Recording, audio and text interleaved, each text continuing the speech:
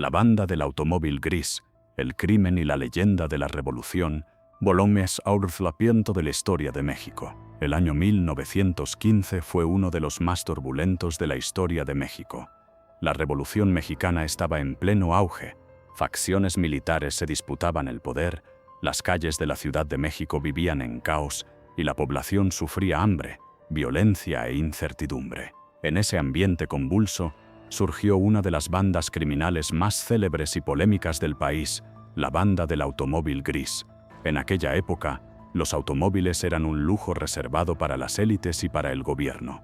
Ver un coche en las calles era sinónimo de autoridad. Esa percepción sería clave en la estrategia criminal de la banda.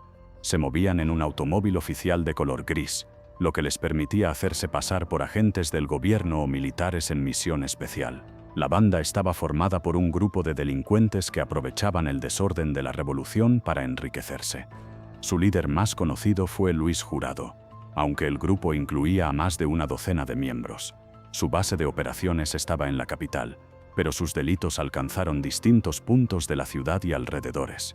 La estrategia de la banda del automóvil gris era ingeniosa y brutal al mismo tiempo. Llegaban en su automóvil gris a las casas de familias adineradas. Fingían ser policías o soldados con órdenes de cateo. Entraban armados, ataban a los residentes y saqueaban joyas, dinero y objetos de valor. En varios casos secuestraban o asesinaban a quienes se resistían. La combinación de símbolos de autoridad del automóvil y los uniformes falsos con violencia implacable hizo que sembraran el terror en la sociedad capitalina. En cuestión de meses, la Ciudad de México estaba aterrada. Los periódicos comenzaban a reportar asaltos misteriosos cometidos por hombres que usaban un coche gris.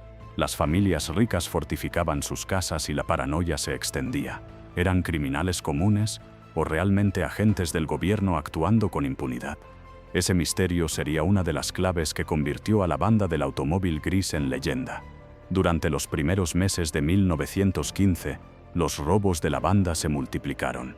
En un contexto donde la policía estaba debilitada y las facciones revolucionarias controlaban distintas zonas, los criminales actuaban casi con total impunidad. Cada golpe era más violento que el anterior. La banda no solo robaba, golpeaba, torturaba y en algunos casos asesinaba a quienes intentaban resistirse.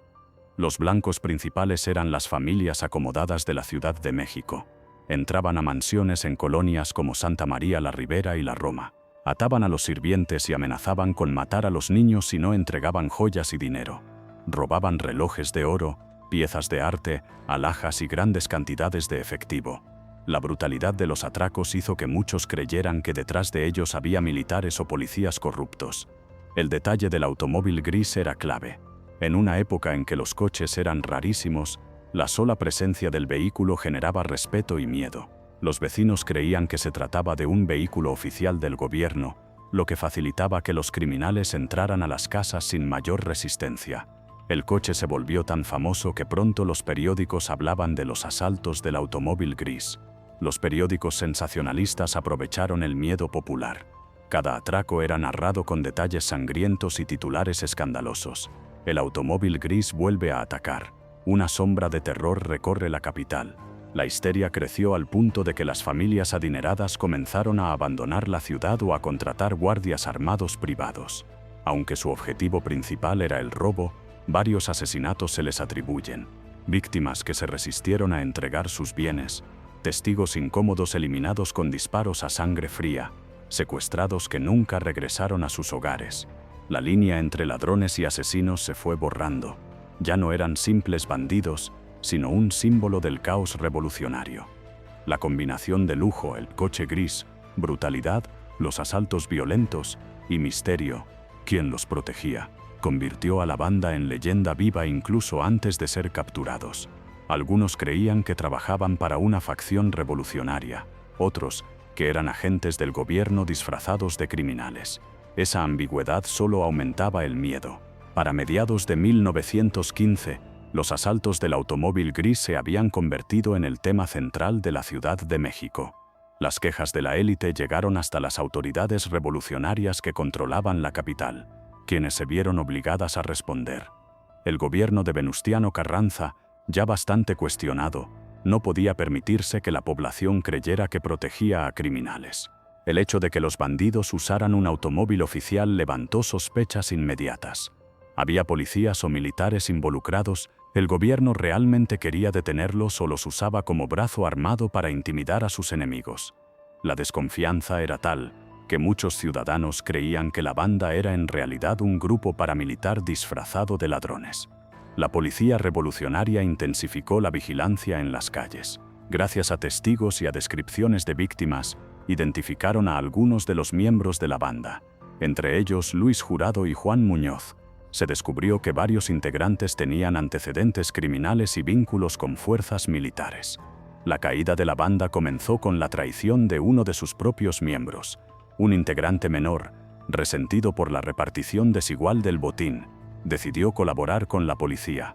Proporcionó nombres, direcciones y detalles sobre futuros golpes. Esa delación fue clave para armar la redada que pondría fin a la leyenda. En una operación sorpresa, la policía revolucionaria cercó a varios de los integrantes en distintas casas de la capital. Algunos murieron en enfrentamientos violentos, mientras que otros fueron capturados vivos. El automóvil gris, símbolo del terror, fue finalmente incautado. La noticia de la captura recorrió la ciudad como un alivio colectivo. Por fin había terminado el reinado de la banda. Los sobrevivientes fueron llevados a juicio en procesos rápidos y muy publicitados. La prensa cubrió cada detalle, y la población acudía en masa a los tribunales para ver a los famosos criminales. Las sentencias fueron ejemplares, varios fueron condenados a muerte y fusilados, mientras que otros recibieron largas condenas en prisión. Tras la captura de la banda, el gobierno revolucionario entendió que el caso debía usarse como ejemplo. Los juicios se convirtieron en espectáculos públicos, casi teatrales, donde la prensa y la ciudadanía abarrotaban las salas. Los acusados eran presentados como los grandes villanos de la capital, ladrones sin alma, asesinos despiadados y traidores al pueblo. Cada testimonio de las víctimas era narrado en detalle por los periódicos, alimentando aún más el morbo popular. Los diarios publicaban ilustraciones y fotografías de los detenidos, vestidos con uniformes sucios o cadenas. Los titulares eran estridentes. Los verdugos del automóvil gris, el terror de la capital frente a la justicia. La cobertura mediática convirtió a los juicios en un verdadero espectáculo de masas, donde el pueblo exigía castigo ejemplar. La mayoría de los integrantes fueron condenados a la pena capital. En aquel tiempo, la pena de muerte se aplicaba por fusilamiento, y el gobierno quiso que las ejecuciones fueran públicas para enviar un mensaje de autoridad. Las crónicas describen multitudes reunidas en plazas, observando cómo los miembros de la banda eran alineados frente al pelotón de fusilamiento. Los disparos eran seguidos de un silencio solemne, y luego de aplausos del público que celebraba la justicia. Con las ejecuciones, el gobierno intentó recuperar la confianza de la población. El mensaje era claro: nadie, ni siquiera quienes se hacían pasar por autoridades, podía quedar impune. Sin embargo, las dudas no desaparecieron del todo. Muchos seguían creyendo que algunos integrantes tenían vínculos con figuras políticas y militares, y que esos personajes nunca fueron juzgados. La fama de la banda fue tan grande que en el año 1919, apenas 4 años después de los hechos, se estrenó la película La banda del automóvil gris, dirigida por Enrique Rosas. Fue una de las primeras grandes producciones del cine mexicano, y mezclaba escenas reales de los juicios con dramatizaciones de los crímenes. La película inmortalizó la leyenda y convirtió a la banda en parte del imaginario popular mexicano. El caso de la banda del automóvil gris no fue solo un episodio criminal, se convirtió en un reflejo del caos de la Revolución Mexicana. Mostró cómo el desorden social y político abrió espacio para que delincuentes se disfrazaran de autoridades. Expuso la fragilidad de las instituciones, incapaces de proteger a los ciudadanos en medio de la guerra civil. Señaló la delgada línea entre crimen organizado y corrupción gubernamental. En la memoria colectiva, la banda quedó como un símbolo de impunidad disfrazada de poder. Además de la película de 1919, la leyenda de la banda siguió inspirando a artistas, escritores y cineastas. Se hicieron obras de teatro, documentales y nuevas películas a lo largo del siglo XX. La figura del automóvil gris se convirtió en metáfora del crimen con complicidad oficial. Incluso hoy, el caso sigue siendo tema de investigación en libros de historia y criminología.